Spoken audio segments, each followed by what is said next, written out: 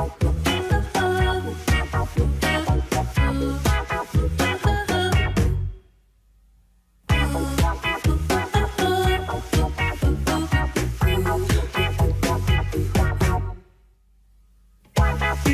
l'enfance, ce surdoué a une destinée, devenir champion du monde de Formule 1.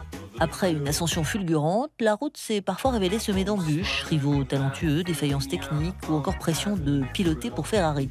Une saison 2022 toutefois pleine de promesses, mais surtout cap sur 2023. Il part à l'assaut des podiums pour toucher son Graal. Charles Leclerc est d'abord en aparté. Bonsoir Charles Leclerc. Et bonsoir Nathalie. Bienvenue en aparté. Merci beaucoup. Ravi de vous accueillir. Merci. Avec une énergie quand vous avez ouvert cette porte et quand vous avez poussé cette porte, on voit qu'il y a évidemment quelque chose de puissant chez vous. Attendez, vous faites deux pas en arrière quand même. Bah oui, mais moi je découvre, je découvre, c'est magnifique. Un piano sur un circuit. Qu'est-ce que c'est que cette histoire? Cherchez l'erreur. J'adore le piano, le piano. C'est vraiment une de mes passions et ça me permet de complètement déconnecter des circuits justement.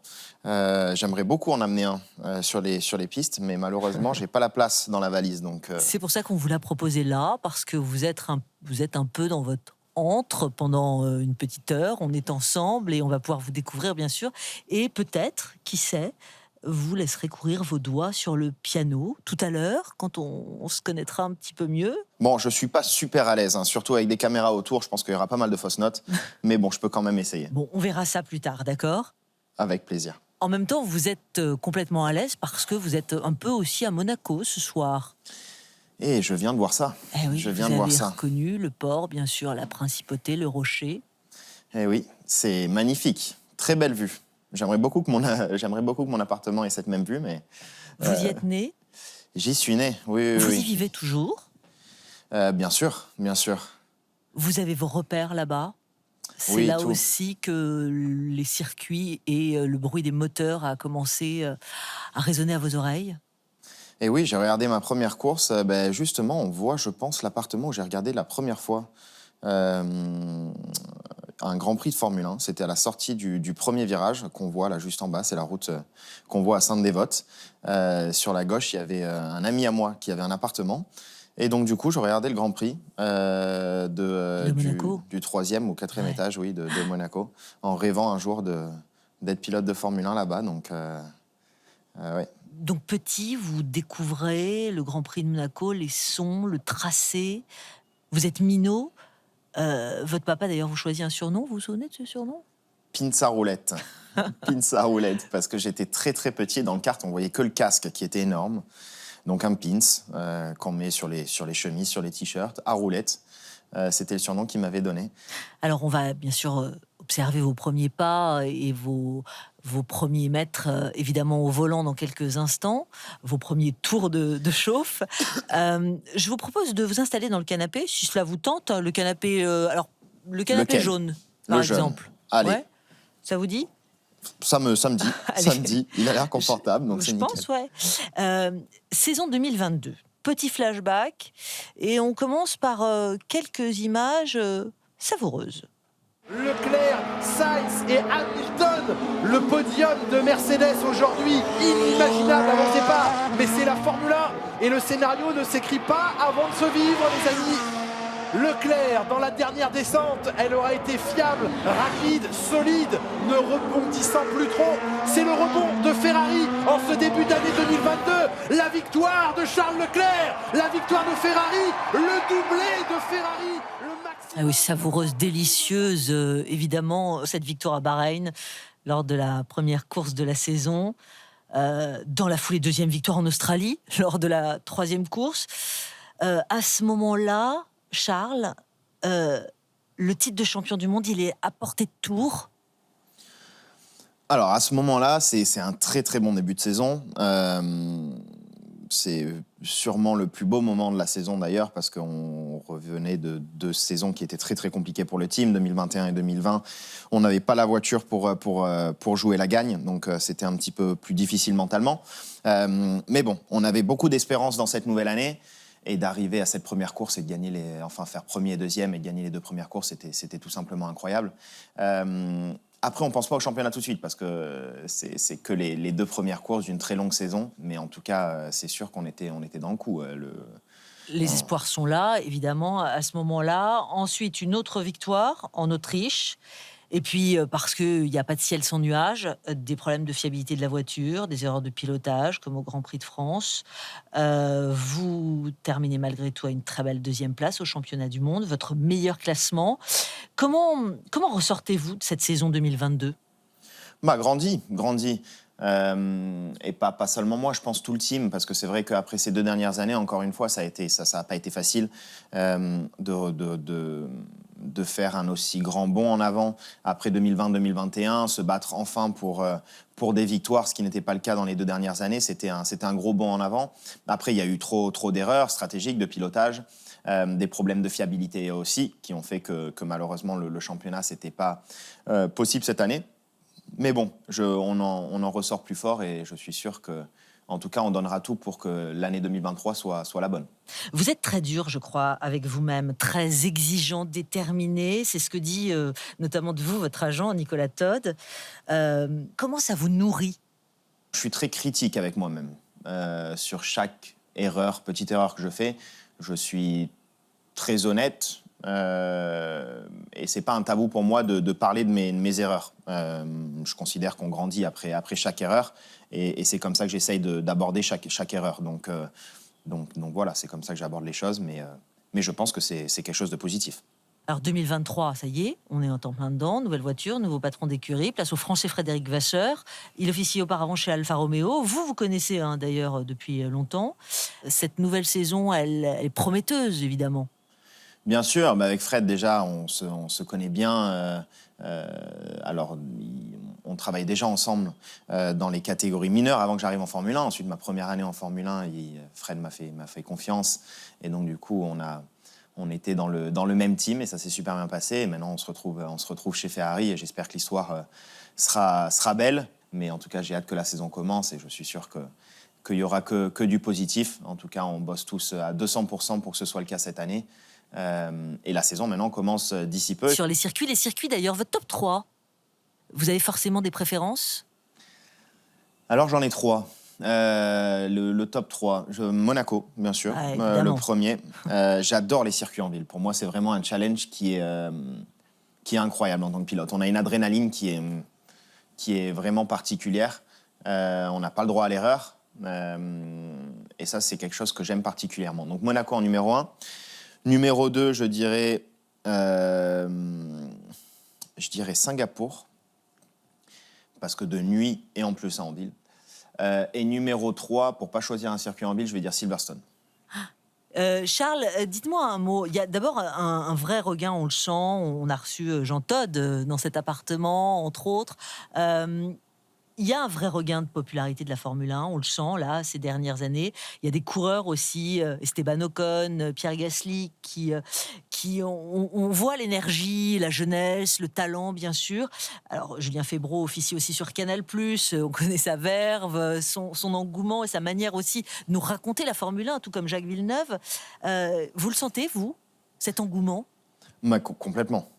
Depuis que je suis arrivé en F1, il y a vraiment une différence. Je pense que il y a une belle génération de pilotes déjà, que ce soit Pierre, Esteban, Verstappen, Norris, j'en loupe parce qu'il y aurait toute la grille à faire, mais bon, je pense qu'on est vraiment une génération de pilotes qui est très bonne. Mais il y a aussi Netflix qui a fait quand même une grande différence, je pense. Avec la série, c'est ça, Drive to Survive. Exactement, je pense que ça a vraiment aider au public qui ne connaissait absolument rien de la Formule 1 à s'initier à un sport qui reste quand même un sport qui est complexe. Et je pense que ça a beaucoup aidé. Oui, parce qu'il vous raconte, vous, dans l'humanité aussi des pilotes, et non pas uniquement sur l'aspect technique des choses. Hein. C'est là qu'il y avait besoin peut-être effectivement de familiariser un peu le public avec ça, avec vous, avec vos failles, avec vos histoires. Complètement.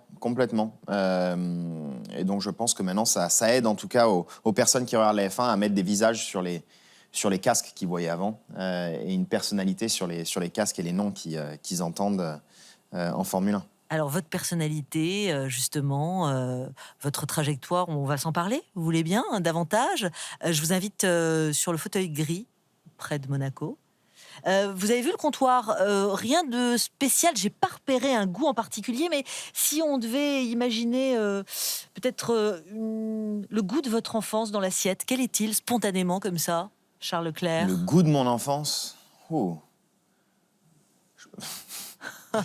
Je dirais pâte à l'huile d'olive parce que c'est ce que je mangeais du matin, midi et soir.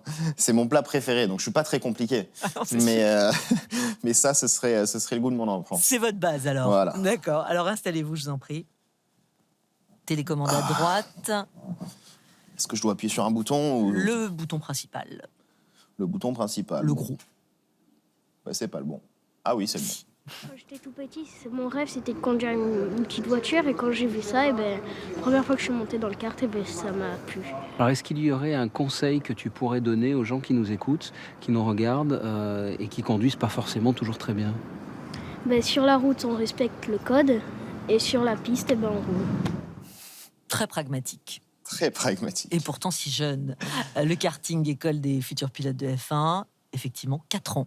Tout juste 4 ans quand vous démarrez. Il faut savoir que le meilleur ami de votre papa, Philippe Bianchi, a une piste de karting. Vous adhérez immédiatement, vous êtes séduit, à tel point que je crois savoir que vous loupez l'école pour aller courir. Alors, pas dans les premiers temps, parce que ma mère était absolument pas d'accord, mon père aussi d'ailleurs. Un petit peu plus tard, malheureusement, on était obligé parce que quand on commence à faire des courses en international, les week-ends de course commencent à partir du jeudi ou du mercredi. Donc là, ça devenait un petit peu plus compliqué. Je loupais 2 à 3 jours sur les week-ends de course. Mais bon, il y avait toujours ma grand-mère à la maison qui m'aidait à rattraper un petit peu le retard, travail ouais. manqué. Quel est le discours à la maison quant à votre passion qui démarre, qui débute? Alors, on parlait beaucoup de ma passion. Je pense qu'il y avait beaucoup de joie pour mes parents parce qu'ils voyaient que je faisais ce que j'aimais. Après, il y avait aussi un petit peu de stress en même temps parce que, ne pas aller à l'école, même ne serait-ce que 2-3 jours par semaine, sur les week-ends de course, ça reste quand même beaucoup. Donc, avoir peur d'avoir fait le bon choix ou pas. Et après, le stress, mais ça surtout de la part de ma maman quand on part sur les courses, parce que ça reste un sport dangereux. Mais bon, elle voyait que c'était ce qui me rendait heureux. Et elle voit toujours que c'est ce qui me rend heureux, donc ça va. Alors, vous êtes proche de la famille Bianchi, de fait. On va parler de Jules, bien sûr, lui rendre hommage, si vous voulez bien. Votre ami, votre mentor décédé tragiquement suite à un accident au Grand Prix du Japon. C'était en octobre 2014. Il décède en juillet 2015. Votre rêve, c'était de courir ensemble en Formule 1. C'est grâce à lui que vous en êtes là aujourd'hui. Bien sûr, bien sûr. J'ai commencé quand j'avais 4 ans et la première journée, il était à la piste. Jules, bien sûr, avec son père Philippe. J'ai fait les premiers tours derrière Philippe avec une corde attachée entre les 2 karts pour être sûr que je puisse bien tourner le volant à droite et à gauche et que j'ai les bons réflexes. Et ensuite, on a enlevé cette corde et Jules m'a rejoint sur la piste plus tard cet après-midi. Et donc voilà, dès la première journée, j'ai roulé avec Jules et ensuite Jules m'a suivi pendant de nombreuses années. Alors là, comme sur cette photo de près, parce que c'était mon mécano, à la première Coupe de France que j'ai fait à Magny-Cours, je crois que c'était. Mais il y avait d'ailleurs Pierre Gasly et Esteban Ocon aussi.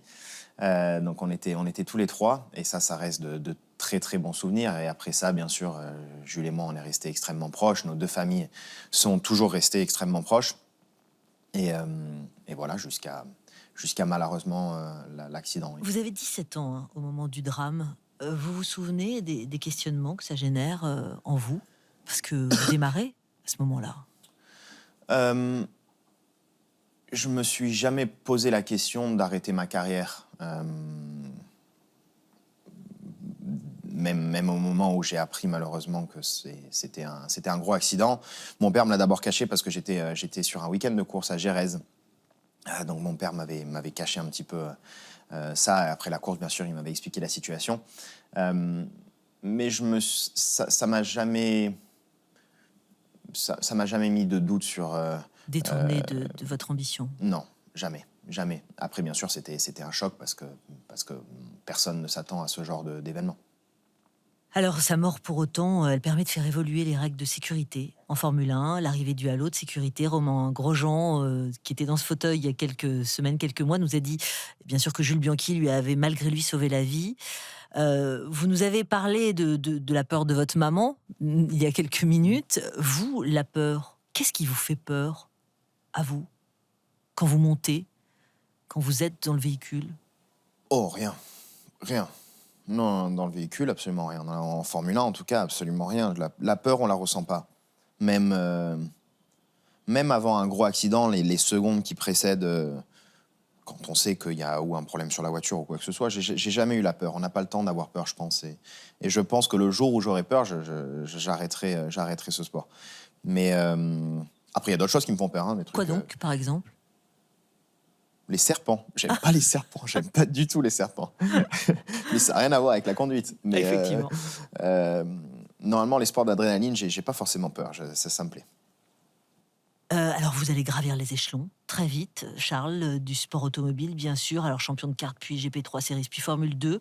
On sent chez vous tout de suite qu'il y a du talent. Je vous propose qu'on regarde une autre image. Allons, c'est parti. Allons-y. En Italie, je me sens un petit peu chez moi aussi. C'est vrai que j'ai toujours eu énormément de soutien en faisant partie de la Ferrari Academy. Donc voilà, ça a toujours été un Grand Prix assez spécial pour moi. Mais cette année, l'attente est un peu plus forte. Les demandes un peu plus exaltées.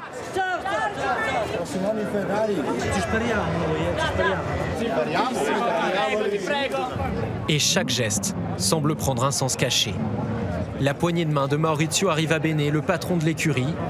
La proposition de Sébastien Vettel, qui lui aurait bien fait une place à son côté au moment de la parade.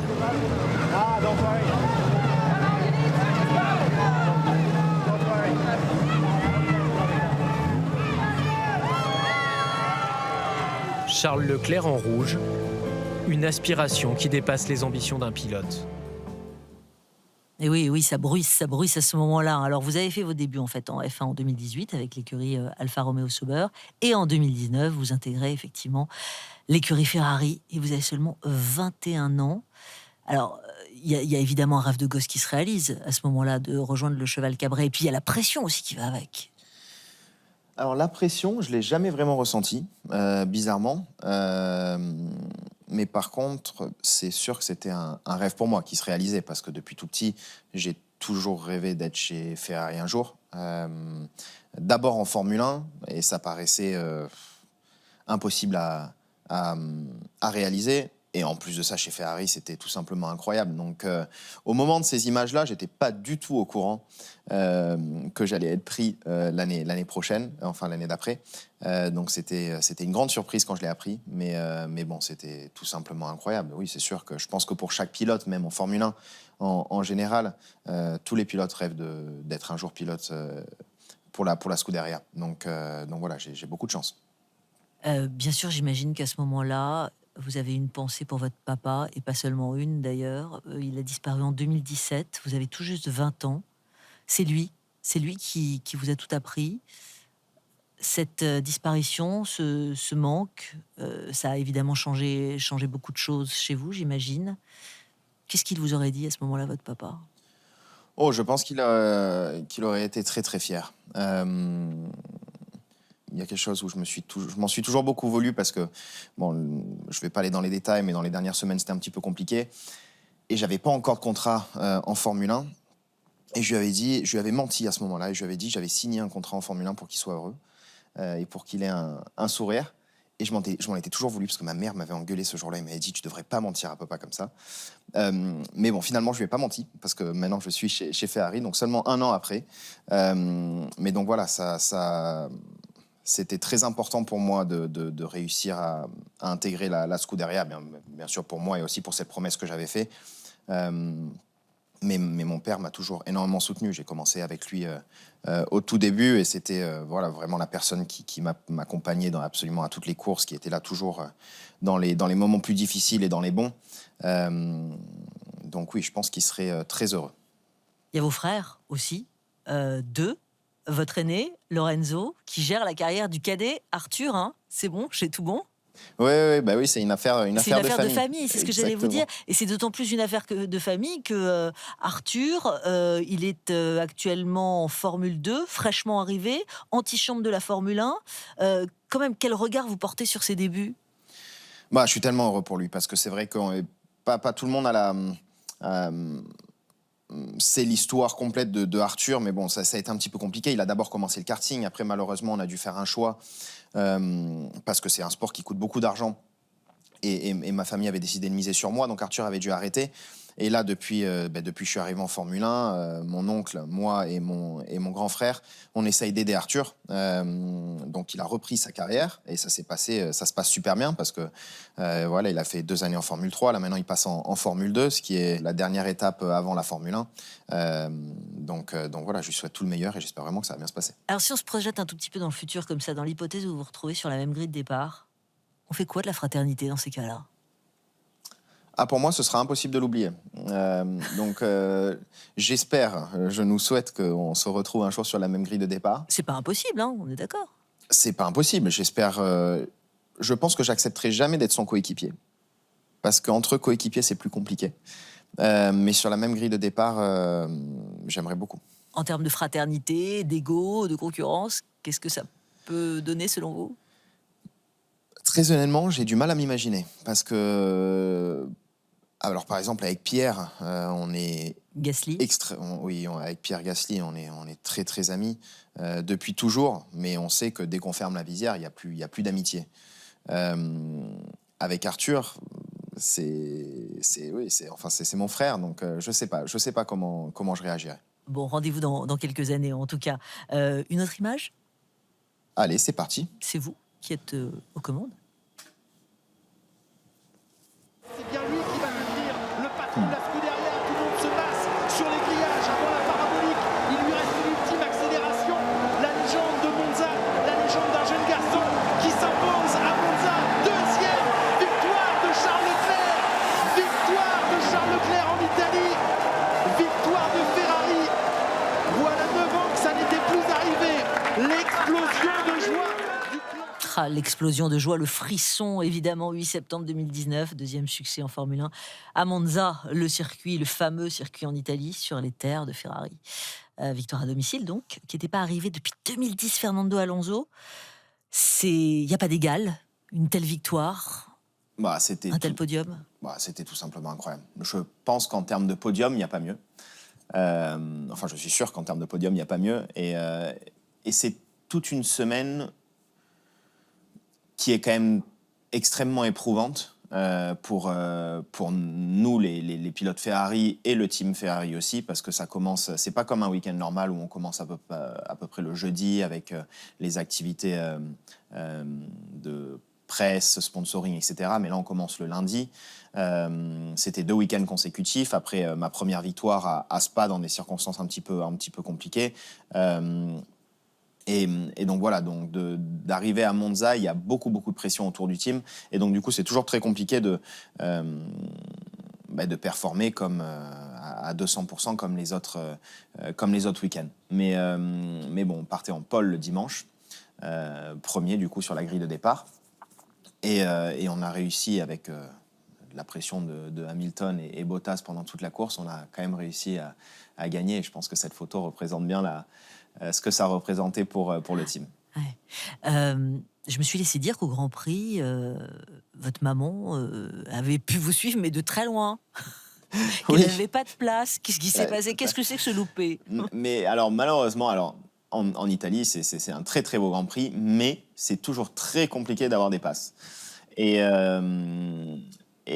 donc ma maman avait fait beaucoup de Grands Prix cette année-là. Et pour celui-là, on avait dit il faut que je fasse profiter. Donc je crois qu'il y avait des très bons amis à moi. Et enfin, il y avait mes meilleurs amis, il y avait mes frères. Et donc du coup, ma maman m'avait dit mais t'inquiète pas, moi je vais aller dans les tribunes. Donc elle est allée voir le Grand Prix des tribunes. Et c'était sur la grille de départ. Donc du coup, elle avait une meilleure vue que mes invités pour le podium, elle était au milieu de la foule. Bon, ça va, c'était l'avantage quand même. Alors, Charles Leclerc, il est là, il vous tend les bras, ce piano. Alors, bon, il faut que j'y aille. Il n'y a pas d'obligation, rien de contraignant. Je sais bien. Rien de contraignant. Je crois que plus jeune, c'était votre frère qui le monopolisait. Et puis, le confinement s'est présenté. Vous avez laissé courir vos doigts sur les notes et il s'est passé quelque chose. Exactement, c'était mon petit frère qui a commencé d'abord, qui d'ailleurs continue de temps en temps, il est très doué. Et moi, je l'écoutais surtout, je jouais très peu, vraiment très peu. Et après, pendant le Covid, puisque là, pour le coup, j'avais beaucoup de temps, du coup, j'ai acheté un piano et je me suis mis sur le piano et j'ai adoré, donc j'ai pris les premières leçons. Que j'ai arrêté assez rapidement parce que la lecture du solfège, c'était pas trop mon truc. Mais bon, j'aime beaucoup jouer. Bon, alors, écoutez, si ça vous tente, il est là. Là, je suis plus stressé que pour un tour qualif, je vous le dis. C'est vrai ? Ouais. Bon, c'est je vraiment... vous fais le morceau que je connais le mieux.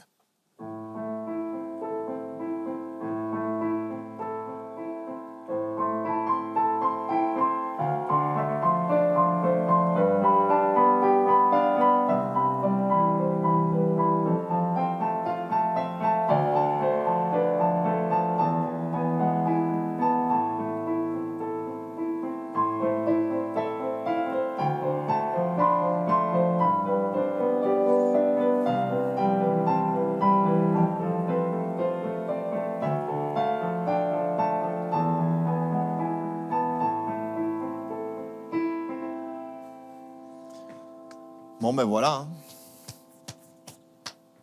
C'est des applaudissements. Ouais, c'est les miens. Je viendrai jusqu'à vous, vous les faire en direct, mais bravo, merci. Bravo, parce que effectivement, c'est pas un espace que vous maîtrisez nécessairement, cet appartement avec ce piano en plein milieu. Merci, vraiment. Et c'était superbe. Il y a une vraie dextérité quand même chez vous. Merci beaucoup. Merci beaucoup. C'est un très beau piano. C'est grâce au piano. Voilà, tout est dans le piano.